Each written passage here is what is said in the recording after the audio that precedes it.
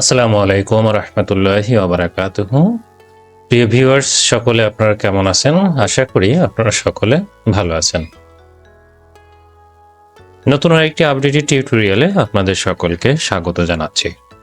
আপনারা সকলে অবগত আছেন লেইস প্রশিক্ষণ চলমান রয়েছে এবং পাইলটিং ব্যাচ সহ প্রথম এবং দ্বিতীয় ব্যাচের প্রশিক্ষণ কার্যক্রম ইতিমধ্যে সম্পন্ন হয়েছে।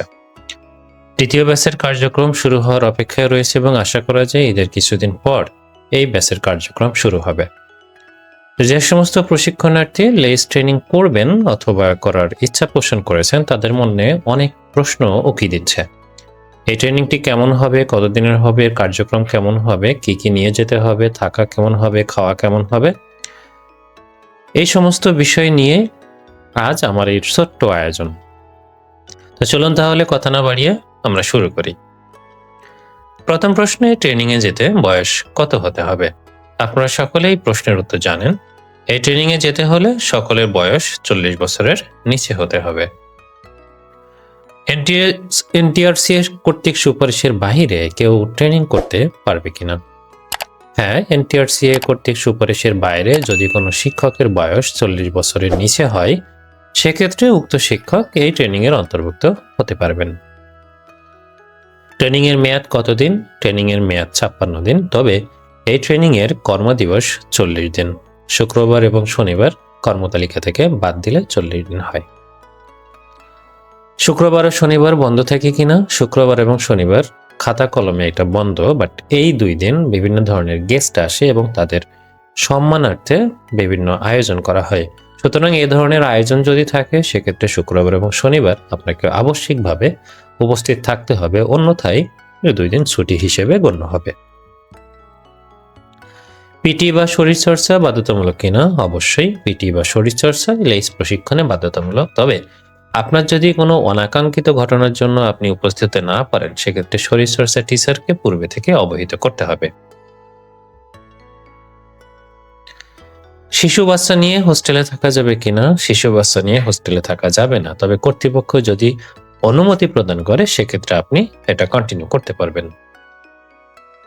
হোস্টেলের খাবারের মান কেমন? হোস্টেলের খাবারের মান নিয়ে প্রশ্ন তোলার কোনো সুযোগ নেই। যথেষ্ট মানসম্পন্ন খাবার হোস্টেলে সরবরাহ করা হয়ে থাকে।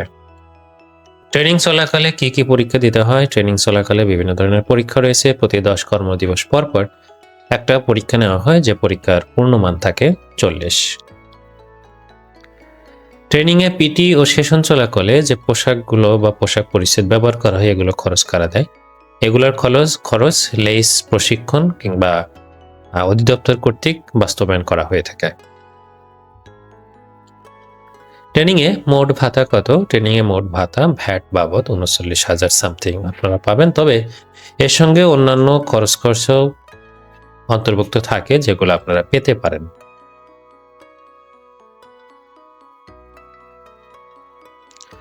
ট্রেনিং এর ক্ষেত্রে হোস্টেলে থাকা বাধ্যতামূলক কিনা? হোস্টেলে থাকা বাধ্যতামূলক নয়, তবে আপনি যদি প্রতিদিনের কার্যক্রম শুরু হওয়ার পূর্বেই আপনার নির্ধারিত টিটিসিতে উপস্থিত হতে পারেন, তবে সম্মানহানিকর অবস্থা বা বিব্রতকর অবস্থায় এড়িয়ে চলার স্বার্থে আপনার হোটেলে অবস্থান করাই শ্রেয়।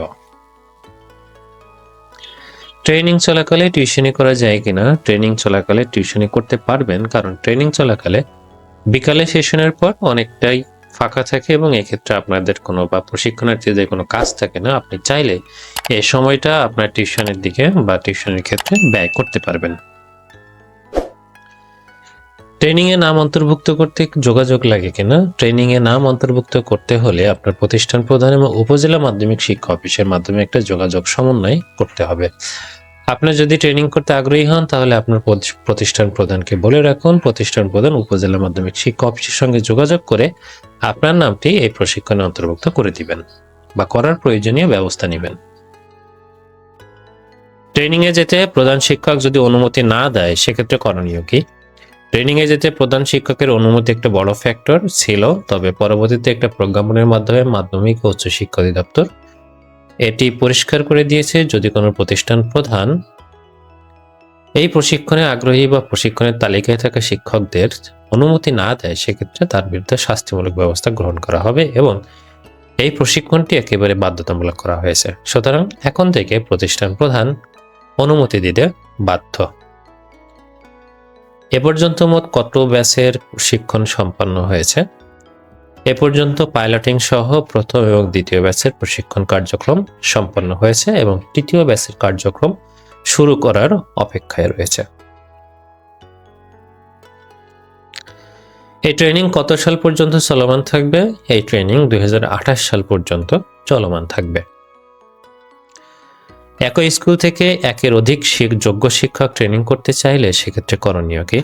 কোনো প্রতিষ্ঠান থেকে যদি একের অধিক যোগ্য শিক্ষক থাকে তাহলে বয়োজ্যেষ্ঠ থেকে এই তালিকাটি করা হবে, অর্থাৎ যার বয়স বেশি তিনি সর্বপ্রথম এই তালিকা অন্তর্ভুক্ত হবেন এবং পর্যায়ক্রমে অন্যান্য যোগ্য শিক্ষক এই পর্যায়ক্রমে অন্তর্ভুক্ত হতে পারবেন।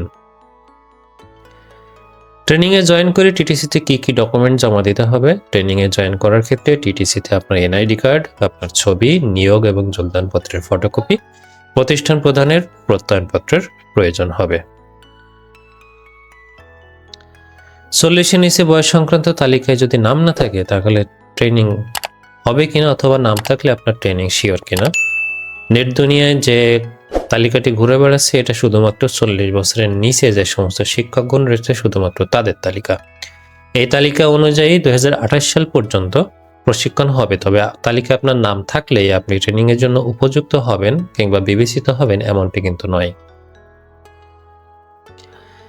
বিএড ও এমএড প্রশিক্ষণ চলাকালে ট্রেনিং চালু করা যাবে কিনা?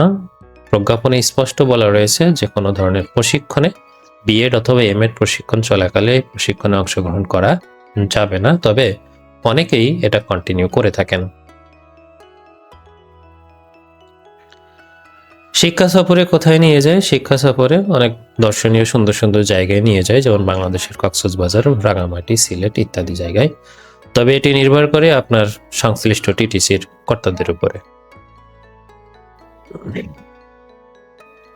আবাসিকে থাকতে সাথে কি কি নেওয়া লাগবে? আবাসিকে থাকতে হলে আপনার নিত্য প্রয়োজনীয় ব্যবহার্য জিনিস এগুলো আপনি সঙ্গে নিয়ে যাবেন, যেমন টুথপেস্ট, জামা কাপড়, কিছু নিজের পরিধেয় বস্তু। ঘুমানোর জন্য খাট, বালিশ, কম্বল কিংবা অন্য যা যা কিছু দরকার সবকিছুই টিটিসি থেকে আপনাকে সরবরাহ করা হবে। ট্রেনিং চলাকালে কি কি প্রতিযোগিতা হয়? ট্রেনিং চলাকালে আপনার টিটিসিতে বিভিন্ন ধরনের প্রতিযোগিতার অনুষ্ঠান করা হয়, যেমন ক্যারম বোর্ড আছে, বিভিন্ন গান আছে, খেলাধুলা রয়েছে, সবকিছুরই একটা প্রতিযোগিতা কিন্তু সেখানে প্রতিযোগিতা আয়োজন করা হয়ে থাকে। দীর্ঘমেয়াদী ট্রেনিং এ বোরিং লাগে কিনা? দীর্ঘমেয়াদী ট্রেনিং এ সকলের বোরিং লাগারই কথা, কিন্তু প্রথম কয়েকদিন ভালো না লাগলেও আস্তে আস্তে এটি আপনার কাছে ভালো লাগতে শুরু করবে এবং শেষ দিকে এসে আপনাকে এই ট্রেনিং থেকে আপনি বেরিয়ে আসতে চাইলেও আপনার মনে অনেক কষ্ট জমে থাকবে। মেয়ে প্রশিক্ষণার্থীদের হোস্টেলের নিরাপত্তা কেমন? এই ব্যাপারে প্রশ্ন করা অনুচিত, কারণ মেয়েদের প্রশিক্ষণিত হোস্টেলের নিরাপত্তা 100% সন্তোষজনক। লেইস ট্রেনিং সংক্রান্ত এই প্রশ্নগুলো মোটামুটি আমার কাছে ছিল এবং আমি আমার যথাসম্ভব উত্তর দেওয়ার চেষ্টা করেছি। আমার ভিডিওটি যদি কারোর ভালো লেগে থাকে তাহলে সকলে লাইক, কমেন্ট এবং শেয়ার করার মাধ্যমে অন্যকে জানার সুযোগ করে দিবেন।